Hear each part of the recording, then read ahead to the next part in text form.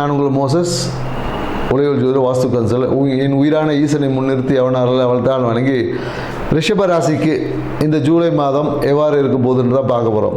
ஏன்னா பார்த்தீங்கன்னா இந்த ஜூலை மாத தொடக்கத்திலே பார்த்தீங்கன்னா ராசி அதிபதி பார்த்தீங்கன்னா சுக்கிரன் பார்த்தீங்கன்னா தன் சொந்த வீட்டிலே இருக்கார், ஆட்சி பலம் பெற்றிருக்காரு. சுக்கிரன் எனக்கு ஆட்சி பலமாக பெற்றிருக்காரு, அதனால் எனக்கு எல்லாம் சுகமாக நடக்குமா அப்படின்னு பார்த்தீங்கன்னா நிறைய நல்ல விஷயங்கள் நடக்கும். உங்களுடைய செல்வாக்கு என்பது இந்த காலகட்டத்தில் மேன்மையடையும்.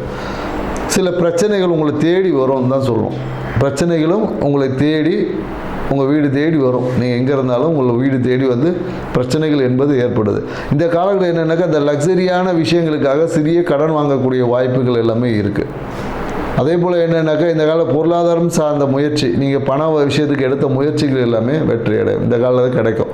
அதே போல் மனம் என்பது என்னன்னாக்கா எதையாச்சும் ஒன்றத்தை முயற்சி பண்ணிக்கிட்டே இருக்கும். இந்த காலத்தில் மனம் என்பது அமைதியே இருக்க. தொழில் ரீதியான முயற்சி, தொழில் ரீதியான லாபத்தை எவ்வாறு அதிகரிக்கிறது, தொழிலில் எப்படி வந்து இன்னும் அதிகரிக்கிறதுக்கான வாய்ப்புகளை தேடி மனம் என்பது ஒரு அழுத்தத்தில் இருக்கும்.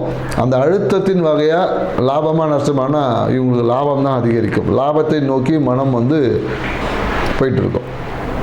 மேலும் என்னென்னாக்கா இந்த காலகட்டத்தில் என்ன சொல்லணும்னா வீட்டுக்காக சிறிய விரயங்கள் ஏதாவது ஏற்படும். ஏன்னா இந்த காலகட்டத்தில் என்ன சொல்லும் போது பொருள் ஏதாவது உடையிறது, இல்லை பொருள் ஏதாவது புதிய பொருள் வாங்கினது, அந்த மாதிரியான பொருள் சேர்க்கை என்பது ரிஷப ராசிக்காரர்களுக்கு இருக்குது. ஸோ மேலும் என்னென்னாக்கா ரிஷபராசிக்காரர்கள் வந்து வெளியூர் வெளிநாடு செல்வதற்கான வாய்ப்புகளுக்கு தொழில் ரீதியான வெளியூர் வெளிநாடு பயணங்களை மேற்கொள்வாங்க அப்படின்னு சொல்ல முடியும். அதுக்காக வந்து நிறைய முயற்சிகள் எடுத்திங்கன்னா இந்த காலகட்டத்தில் அது நடக்கும்.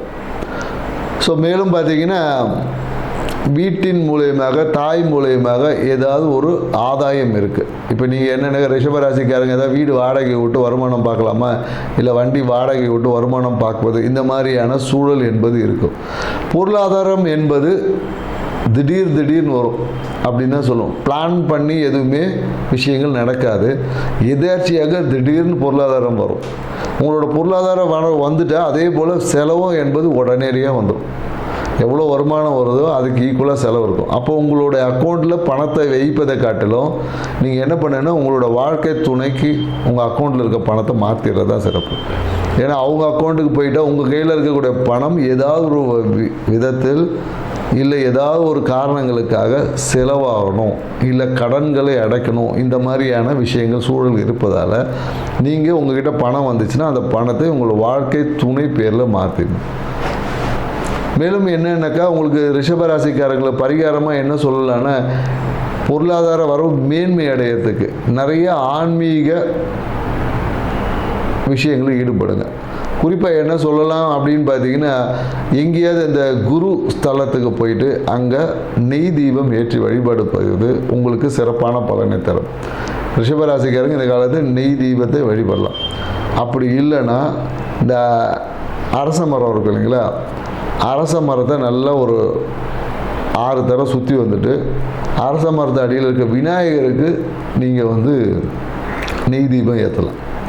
இவ்வாறு ஏற்றும் போது என்னென்னாக்கா உங்களுடைய குடும்பத்தில் இருக்கக்கூடிய சிறு அந்த விஷயங்கள், பிரச்சனைகள், இல்லை பொருளாதாரம் வரவு சார்ந்த பிரச்சனை, இது எல்லாமே சரியாகும். இது எல்லாமே உங்களுக்கு டபுளாக கொடுக்கும். அதாவது நீங்கள் ரூபாய் எதிர்பார்த்த விஷயத்தில் 2 மடங்காக கொடுக்கும்.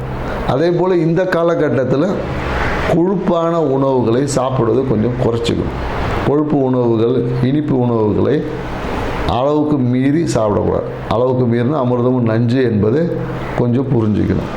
ஸோ மேலும் என்னென்னாக்கா நிறைய இந்த சிட்ரஸ் ஃப்ரூட்ஸு சொல்லுவாங்க இல்லையா, ஸோ அந்த மாதிரியான ஆரஞ்சு ஜூஸ் குடிக்கிறது, இதை நீங்கள் குடிச்சிங்கன்னா உங்களுடைய பொருளாதாரம் வளம் இந்த காலத்தில் ஜூலை மாதத்தில் பெருகும் அப்படின்னு சொல்ல முடியும். எங்கேயாவது உங்களுக்கு பணம் வர வேண்டியதாக இருக்குது, நீங்கள் ஒரு ஆரஞ்சு ஜூஸ் குடிச்சிட்டு போகிறீங்க, இல்லை என்ற ஆரஞ்சு ஜூஸ் தான் பெஸ்ட்டு. ஸோ அதனால் ஆரஞ்சு இல்லைன்னா கேரட் ஜூஸு, இந்த 2 ஜூஸு பால் சேர்க்காமல் குடிக்கணும். குறிப்பாக என்னென்னாக்கா பால் சேர்க்கக்கூடாது, சரிங்களா? ஏன்னா கேரட் ஜூஸில் நிறைய மில்க் ஷேக் சொல்லி சேர்த்து கொடுத்துருவாங்க. பால் சேர்க்காமல் கேரட் ஜூஸ் முடியலையா, கேரட்டையாவது சாப்பிட்டு போங்க. ஸோ பொருளாதாரம் இந்த மாதத்தில் இந்த சொல்ல பரிகாரம் இந்த மாதத்துக்கு மட்டும் பொருந்தும். ஸோ அதனால் அந்த மாதிரியான விஷயங்கள் படிங்க. அப்படி இல்லை என்றால் சிவபுராணத்தை படிங்க.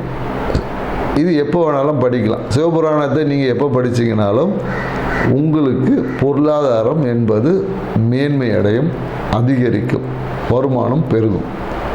ஸோ நாங்கள் சொன்ன இந்த தகவல் உங்களுக்கு பிடிச்சிருக்குன்னு நினைக்கிறோம். நன்றி, வணக்கம்.